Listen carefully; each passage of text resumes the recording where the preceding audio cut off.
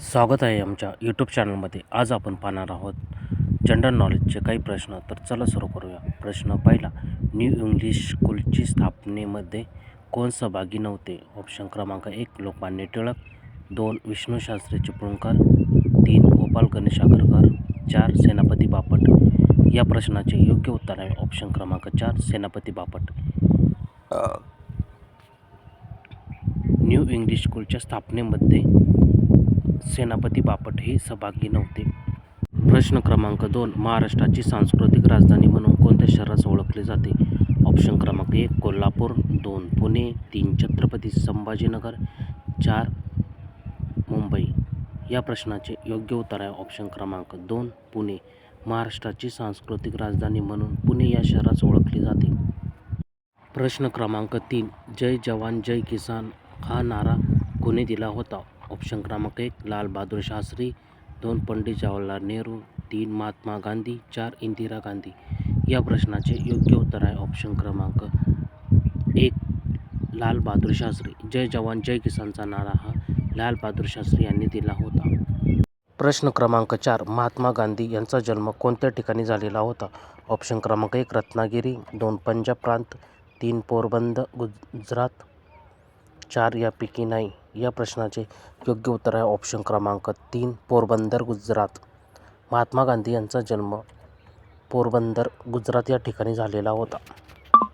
प्रश्न क्रमांक 5, जागतिक हिंदी दिवस कोणत्या दिवशी साजरा केला जातो? ऑप्शन क्रमांक 1 10 जानेवारी, 2 14 जानेवारी, 3 15 जानेवारी, 4 15 नोव्हेंबर. या प्रश्नाचे योग्य उत्तर आहे ऑप्शन क्रमांक 1 10 जानेवारी. जागतिक हिंदी दिवस हा 10 जानेवारी रोजी साजरा केला जातो. प्रश्न क्रमांक 6, राष्ट्रीय हिंदी दिवस कोणत्या दिवशी साजरा केला जातो? ऑप्शन क्रमांक 1 10 जानेवारी, 2 14 नोव्हेंबर, 3 15 जानेवारी, 4 14 सप्टेंबर. या प्रश्नाचे योग्य उत्तर आहे ऑप्शन क्रमांक 4 14 सप्टेंबर. राष्ट्रीय हिंदी दिवस हा 14 सप्टेंबर या दिवशी साजरा केला जातो.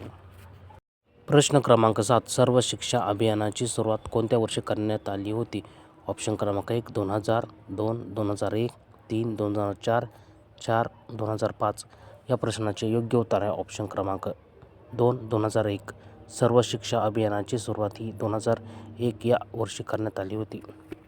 प्रश्न क्रमांक 8, सर्व शिक्षा अभियानाची सुरुवात कोणत्या पंतप्रधानाने केली होती? ऑप्शन क्रमांक 1 मनमोहन सिंग, 2 नरेंद्र मोदी, 3 अटल बिहारी वाजपेयी, 4 मोरारजी देसाई. या प्रश्नाचे योग्य उत्तर आहे ऑप्शन क्रमांक 3 अटल बिहारी वाजपेयी. सर्व शिक्षा अभियानाची सुरुवात ही अटल बिहारी वाजपेयी यांनी केली होती. प्रश्न क्रमांक 9, भारतातील पहिले राष्ट्रीय उद्यान कोणते आहे? ऑप्शन क्रमांक 1 जिम कॉर्बेट राष्ट्रीय उद्यान, 2 ताडोबा राष्ट्रीय उद्यान, 3 संजय गांधी राष्ट्रीय उद्यान, 4 पेंच राष्ट्रीय उद्यान. या प्रश्नाचे योग्य उत्तर आहे ऑप्शन क्रमांक 1 जिम कॉर्बेट राष्ट्रीय उद्यान. भारतातील पहिले राष्ट्रीय उद्यान हे जिम कॉर्बेट राष्ट्रीय उद्यान हे आहे. प्रश्न क्रमांक 10, सिंधू या नदीचा उगम खालीलपैकी कोणत्या ठिकाणी झालेला आहे? ऑप्शन क्रमांक 1 गंगोत्री, 2 अमरकंटक, 3 मानसरोवर, 4 तिबेट. या प्रश्नाचे योग्य उत्तर आहे ऑप्शन क्रमांक 3 मानसरोवर. सिंधू या नदीचा उगम हा मानसरोवर या ठिकाणी झालेला आहे. प्रश्न क्रमांक 11, क्षेत्रफळाच्या दृष्टीने भारतातील सर्वात मोठे राज्य कोणते आहे? ऑप्शन क्रमांक 1 उत्तर प्रदेश, 2 राजस्थान, 3 महाराष्ट्र, 4 बिहार. या प्रश्नाचे योग्य उत्तर आहे ऑप्शन क्रमांक 2 राजस्थान. क्षेत्रफळाच्या दृष्टीने भारतातील सर्वात मोठे राज्य आहे राजस्थान. प्रश्न क्रमांक 12, लोकसंख्येच्या दृष्टीने भारतातील सर्वात मोठे राज्य कोणते? ऑप्शन क्रमांक 1 उत्तर प्रदेश, 2 राजस्थान, 3 महाराष्ट्र, 4 बिहार. या प्रश्नाचे योग्य उत्तर आहे ऑप्शन क्रमांक 1 उत्तर प्रदेश. लोकसंख्येच्या दृष्टीने भारतातील सर्वात मोठे राज्य आहे उत्तर प्रदेश. प्रश्न क्रमांक 13, लोकसंख्येच्या बाबतीत महाराष्ट्राचा देशामध्ये कितवा क्रमांक लागतो? ऑप्शन क्रमांक 1 पहिला, 2 दुसरा, 3 तिसरा, 4 चौथा. या प्रश्नाचे योग्य उत्तर आहे ऑप्शन क्रमांक 2 दुसरा. लोकसंख्येच्या बाबतीत महाराष्ट्राचा देशामध्ये दुसरा क्रमांक लागतो. प्रश्न क्रमांक 14, लोकसंख्येच्या बाबतीत भारतातील सर्वात छोटे राज्य कोणते आहे? ऑप्शन क्रमांक 1 गोवा, 2 अरुणाचल प्रदेश, 3 आसाम, 4 सिक्कीम.